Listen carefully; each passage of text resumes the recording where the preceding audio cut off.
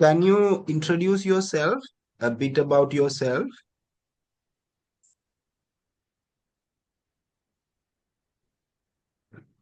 සංජනා හේරත් මම. නම මොකක්ද කිව්වේ? සංජනා හේරත්. Okay, සංජනා. Okay. කොහෙද ඉගෙන ගන්නේ ICBT එකේ KD එකේ කොහෙද? මං KDU එකේ ICBT එකේ අක්ක මෙසේජ් කරේ. හරි හරි. Okay. KDU එකෙන් දැනට කොහොමද සපෝට්ස් කොහොමද ඕනි දැන්? හ්ම් මට ප්‍රොජෙක්ට් එක කරගන්න කියන්නේ මේ මම මුලින්ම කරන්න හිටියේ heart attack detect එකක්.